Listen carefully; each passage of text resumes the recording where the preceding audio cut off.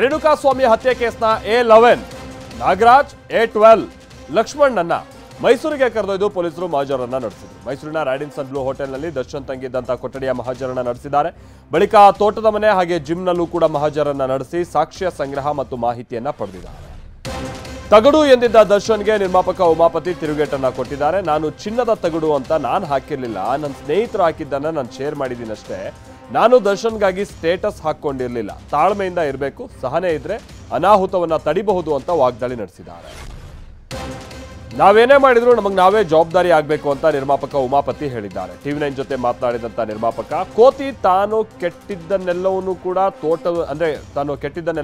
ತೋಟವನ್ನೇ ಕೆಡಿಸ್ಬಿಡ್ತು ಅಂತ ಹೇಳಾಯಿತು. ಈಗ ಇವರನ್ನ ನಂಬಿರುವಂತ ನಿರ್ಮಾಪಕರು ಕಷ್ಟಕ್ಕೆ ಸಿಕ್ಕಾಕೊಂಡಂತಾಗಿದೆ.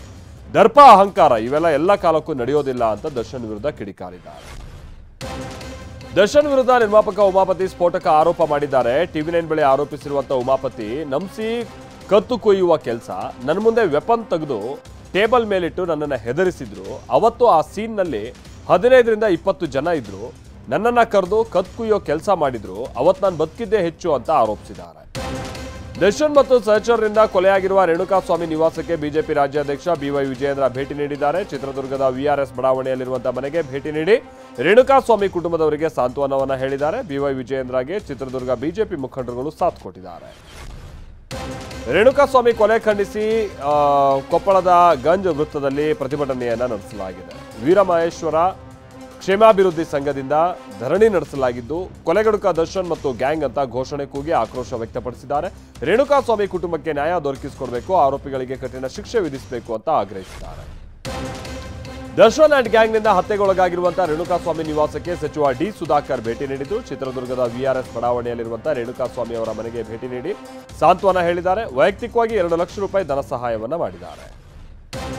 KR ನಗರದ ಮಹಿಳೆ ಅಪಹರಣ ಪ್ರಕರಣದಲ್ಲಿ ಭವಾನಿ ರೇವಣ್ಣಗೆ ನಿರೀಕ್ಷಣಾ ಜಾಮೀನು ಮಂಜೂರಾಗಿದೆ. 85 ಪ್ರಶ್ನೆಗಳಿಗೆ ಭವಾನಿ ರೇವಣ್ಣ ಅವರು ಉತ್ತರಿಸಿದ್ದಾರೆ. ಹೀಗಾಗಿ ತನಿಖೆಗೆ ಸಹಕರಿಸಿಲ್ಲ ಎಂಬ ವಾದವನ್ನು ಒತ್ತೋಕ್ಕಾಗಲ್ಲ ಅಂತ ಕೋರ್ಟ್ ಅಭಿಪ್ರಾಯ ವ್ಯಕ್ತಪಡಿಸಿದೆ. ಭವಾನಿ ಮೈಸೂರು ಹಾಸನ ಜಿಲ್ಲೆ ಪ್ರವೇಶಿಸುವಂತಿಲ್ಲ ಅಂತಲೂ ಷರತ್ತನ್ನು ವಿಧಿಸಿ ನಿರೀಕ್ಷಣಾ ಜಾಮೀನನ್ನು ಮಂಜೂರು ಮಾಡಲಾಗಿದೆ. ಪೆಟ್ರೋಲ್ ಡೀಸೆಲ್ ಬೆಲೆ ಏರಿಕೆ ಖಂಡಿಸಿ ಹುಬ್ಬಳ್ಳಿಯಲ್ಲಿ ಉತ್ತರ ಕರ್ನಾಟಕ ಆಟೋ ಚಾಲಕರು ಪ್ರೊಟೆಸ್ಟ್ ಅನ್ನ ಮಾಡಿದ್ದಾರೆ. ಚೆನ್ನಮ್ಮ ವೃತ್ತದಿಂದ ತಹಶೀಲ್ದಾರ್ ಕಚೇರಿವರೆಗೂ ಬೃಹತ್ ರ್ಯಾಲಿ ನಡೆಸಿದ್ದಾರೆ. ತಹಶೀಲ್ದಾರ್ ಕಚೇರಿ ಮುಂದೆ ತಮಟೆ ಬಾರಿಸಿ ಆಕ್ರೋಶ ಹೊರಹಾಕಿದ್ರು. ಶಕ್ತಿ ಯೋಜನೆ ಕೈಬಿಡಬೇಕು ಅಂತಲೂ ಚಾಲಕರು ಒತ್ತಾಯಿಸಿದ್ದಾರೆ. ಗ್ಯಾರಂಟಿ ಕಾರಣಕ್ಕಾಗಿ ಸರ್ಕಾರ ದಿವಾಳಿಯಾಗಿದೆ ಅಂತ JDS ಪರಿಷತ್ ಸದಸ್ಯ ಶರವಣ ಆರೋಪಿಸಿದ್ದಾರೆ. ಈ ಬಗ್ಗೆ ಫ್ರೀಡಂ ಪಾರ್ಕ್ನಲ್ಲಿ ಮಾತನಾಡಿರುವಂತಹ ಶರವಣ, ಪೆಟ್ರೋಲ್ ಡೀಸೆಲ್ ಮೇಲೆ ಹೆಚ್ಚಿಸಿರುವಂತಹ ಸೆಸ್ ಅನ್ನ ವಾಪಸ್ ಪಡಿಬೇಕು, ಇಲ್ಲದೆ ಹೋದ್ರೆ ಮುಂದಿನ ದಿನಗಳಲ್ಲಿ ಇನ್ನೂ ದೊಡ್ಡ ಪ್ರತಿಭಟನೆ ಮಾಡ್ತೀವಿ ಅಂತಾನೂ ಆರೋಪಿಸಿದ್ದಾರೆ. ಮೈಸೂರಿನಲ್ಲಿ ತೈಲ ದರ ಏರಿಕೆ ಖಂಡಿಸಿ ಬಿಜೆಪಿ ಬೀದಿಗಿಳಿದಿದೆ. ಕಾಂಗ್ರೆಸ್ ನೇತೃತ್ವದ ಸರ್ಕಾರದ ವಿರುದ್ಧ ಬಿಜೆಪಿ ಕಾರ್ಯಕರ್ತರು ಪ್ರೊಟೆಸ್ಟ್ ಮಾಡಿದ್ದಾರೆ. ಎತ್ತಿನಗಾಡಿ, ಟಾಂಗಾಗಳ ಮೂಲಕ ಮೈಸೂರಿನ ಹಳೆ ಡೈರಿಯಿಂದ ನೂತನ DC ಕಚೇರಿವರೆಗೂ ಪ್ರತಿಭಟನಾ ಮೆರವಣಿಗೆ ನಡೆಸಿದ್ದಾರೆ. ಮುಖ್ಯಮಂತ್ರಿಗಳು ಎಲ್ಲೋ ಒಂದ್ ಕಡೆ ಎಡುತ್ತಾ ಇದ್ದಾರೆ ಅಂತ ಬಿಜೆಪಿ ರಾಜ್ಯಾಧ್ಯಕ್ಷ ವಿಜಯೇಂದ್ರ ಕಿಡಿಕಾರಿದ್ದಾರೆ. ರಾಜ್ಯ ಸರ್ಕಾರ ಎಡುತ್ತಾ ಇರುವಾಗ ಜವಾಬ್ದಾರಿಯುತ ವಿಪಕ್ಷವಾಗಿ ನಾವು ನಮ್ಮ ಕೆಲಸವನ್ನು ಮಾಡಬೇಕಾಗುತ್ತೆ. ರಾಜ್ಯದ ಜನರ ಮೇಲೆ ಬರೆ ಹಾಕೋದು ಎಷ್ಟು ಸರಿ? ಗ್ಯಾರಂಟಿಗಳಿಗೆ ಹಣ ಹೊಂದಿಸೋದ್ರಲ್ಲಿಯೇ ಸರ್ಕಾರ ಮುಳುಗೋಗಿದೆ ಅಂತಾನೂ ಕಿಡಿಕಾರಿದ್ದಾರೆ. ಚಿಕ್ಕಮಗಳೂರಿನಲ್ಲಿ ಪೆಟ್ರೋಲ್ ಡೀಸೆಲ್ ಬೆಲೆ ಏರಿಕೆ ಖಂಡಿಸಿ ಬಿಜೆಪಿ ವಿಭಿನ್ನ ಪ್ರತಿಭಟನೆಯನ್ನ ನಡೆಸಿದೆ. ಕಾರಿಗೆ ಹಗ್ಗ ಕಟ್ಟಿ 1 ಕಿಲೋಮೀಟರ್ವರೆಗೂ ಎಳೆದು ಆಕ್ರೋಶವನ್ನ ವ್ಯಕ್ತಪಡಿಸಿದೆ. ಪ್ರತಿಭಟನೆಯಲ್ಲಿ ನೂರಾರು ಬಿಜೆಪಿ ಕಾರ್ಯಕರ್ತರು ಭಾಗಿಯಾಗಿದ್ರು. ಕಾಂಗ್ರೆಸ್ ನೇತೃತ್ವ ಸರ್ಕಾರದ ವಿರುದ್ಧ ಘೋಷಣೆ ಕೂಗಿ ಸಿಟ್ಟನ್ನ ವ್ಯಕ್ತಪಡಿಸಿದ್ದಾರೆ.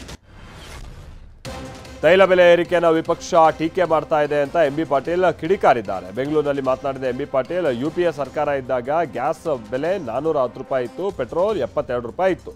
ಮೋದಿ ಬಂದ ಮೇಲೆ ಗ್ಯಾಸ್ 810 ರೂಪಾಯಿ ಆಯಿತು, ಪೆಟ್ರೋಲ್ 102 ರೂಪಾಯಿ ಆಯಿತು. UPA ಇದ್ದಾಗ 110 ರೂಪಾಯಿ ಕಚ್ಚಾ ತೈಲ ಇತ್ತು. ಮೋದಿ ಸರ್ಕಾರ ಬಂದಾಗ ಕಚ್ಚಾ ತೈಲದ ಬೆಲೆ ಕಡಿಮೆ ಇತ್ತು, ಆದರೂ ಮೋದಿ ಬೆಲೆ ಏರಿಸಿದ್ರು ಅಂತ ವಾಗ್ದಾಳಿ ನಡೆಸಿದ್ದಾರೆ. ಲೈಂಗಿಕ ದೌರ್ಜನ್ಯ ಆರೋಪ ಹೊತ್ತಿರುವಂತಹ ಯಡಿಯೂರಪ್ಪ ನಿನ್ನೆ CID ವಿಚಾರಣೆಗೆ ಹಾಜರಾಗಿದ್ದರು. ಸುಮಾರು 3 ಗಂಟೆಗಳ ಕಾಲ ವಿಚಾರಣೆಯನ್ನು ಎದುರಿಸಿದ BSY 56 ಪ್ರಶ್ನೆಗಳಿಗೆ ಉತ್ತರಿಸಿದ್ದಾರೆ. BSY ವಿಚಾರಣೆಯ ಇನ್ಸೈಡ್ ಮಾಹಿತಿ TV9ಗೆ ಲಭ್ಯ ಆಗಿದ್ದು, ಮಗಳನ್ನ ಓದಿಸಬೇಕು ಅಂತ ಹೇಳಿದಾಗ ನಮ್ಮ ಹುಡುಗರು ದುಡ್ಡು ಕೊಟ್ಟು ಕಳಿಸಿದ್ದಾರೆ. ನನಗೆ ಆಕೆ ಯಾರು ಅನ್ನೋದೇ ಪರಿಚಯ ಇರಲಿಲ್ಲ ಅಂತಲೂ ಹೇಳಿದ್ದಾರೆ ಅಂತ ತಿಳಿದುಬಂದಿದೆ. ಸಮಯಕ್ಕೆ ಸರಿಯಾಗಿ KSRTC ಬಸ್ ಬಾರದೆ ವಿದ್ಯಾರ್ಥಿಗಳು ಪ್ರತಿಭಟನೆ ನಡೆಸಿದರು. ದೊಡ್ಡಬಳ್ಳಾಪುರದಲ್ಲಿ ಬಸ್ ತಡೆದು ಆಕ್ರೋಶ ವ್ಯಕ್ತಪಡಿಸಿದರು. ಮಾಸಿಕ ವಾರ್ಷಿಕ ಪಾಸ್ ನೀಡಿ ಬಸ್ ಬಿಡದ ಅಧಿಕಾರಿಗಳ ವಿರುದ್ಧ ವಿದ್ಯಾರ್ಥಿಗಳು ಕೆಂಡಾಮಂಡಲರಾದರು. ಕಾಫಿನಾಡು ಚಿಕ್ಕಮಗಳೂರಿನಲ್ಲಿ ಪ್ರವಾಸಿಗರ ಮೋಜು ಮಸ್ತಿಗೆ ಸ್ಥಳೀಯರು ಕಿರಿಕಿರಿ ಅನುಭವಿಸ್ತಾ ಇದ್ದಾರೆ. ಎತ್ತಿನಭುಜ ದೇವರಮನೆ ಪ್ರವಾಸಿ ತಾಣದಲ್ಲಿ ಹೇಳೋರಿಲ್ಲ ಕೇಳೋರಿಲ್ಲ ಎಂಬಂತಾಗಿದೆ. ಪ್ರವಾಸಿಗರು ಎಲ್ಲೆಂದರಲ್ಲೇ ಪ್ಲಾಸ್ಟಿಕ್ ಮದ್ಯದ ಬಾಟಲ್ಗಳನ್ನು ಬಿಸಾಡಿ ಉಚ್ಚಾಟ ಮೆರಿತಾ ಇದ್ದಾರೆ. ಮತ್ತೊಂದು ಕಡೆ ಬೇಕಾಬಿಟ್ಟಿ ವಾಹನ ಪಾರ್ಕಿಂಗ್ನಿಂದಾಗಿ ಟ್ರಾಫಿಕ್ ಜಾಮ್ ಕೂಡ ಉಂಟಾಗ್ತಾ ಇದೆ. ತೆಲಂಗಾಣ ಸರ್ಕಾರದ ವಿರುದ್ಧ ಬಿಜೆಪಿ ಮಹಿಳಾ ಮೋರ್ಚಾ ಕಾರ್ಯಕರ್ತರು ಪ್ರತಿಭಟನೆ ನಡೆಸಿದ್ರು. ಆಶಾ ಕಾರ್ಯಕರ್ತೆಯರಿಗೆ ಸಂಬಳ ನೀಡುವಂತೆ ಹೈದರಾಬಾದ್ನ ಕೋಟಿಯಲ್ಲಿರುವಂತಹ ವೈದ್ಯಕೀಯ ಶಿಕ್ಷಣ ನಿರ್ದೇಶನಾಲಯದ ಎದುರು ಪ್ರತಿಭಟನೆಯನ್ನು ನಡೆಸಿದ್ದಾರೆ. ಬಹುಮತ ಪಡೆಯೋದಕ್ಕೆ ಬಿಜೆಪಿ ವಿಫಲವಾಗಿದ್ದು ಮೋದಿ ಸರ್ಕಾರ ಅಸ್ತಿತ್ವವನ್ನು ಉಳಿಸಿಕೊಳ್ಳೋಕೆ ಹೆಣಗಾಡುತ್ತೆ ಅಂತ ಕಾಂಗ್ರೆಸ್ ಸಂಸದ ರಾಹುಲ್ ಗಾಂಧಿ ಭವಿಷ್ಯ ನುಡಿದಿದ್ದಾರೆ. ಬ್ರಿಟನ್ನ ಫೈನಾನ್ಷಿಯಲ್ ಟೈಮ್ಸ್ ಪತ್ರಿಕೆಗೆ ಸಂದರ್ಶನ ನೀಡಿರುವಂತಹ ರಾಹುಲ್ ಗಾಂಧಿ ಪ್ರಧಾನಿ ನರೇಂದ್ರ ಮೋದಿ ಬಳಗದಲ್ಲಿ ದೊಡ್ಡ ಅಸಮಾಧಾನವೇ ಇದೆ, ಪಕ್ಷಾಂತರ ಸಾಧ್ಯತೆಯೂ ಇದೆ ಎನ್ನುವಂಥ ಸುಳಿವನ್ನ ಕೊಟ್ಟಿದ್ದಾರೆ.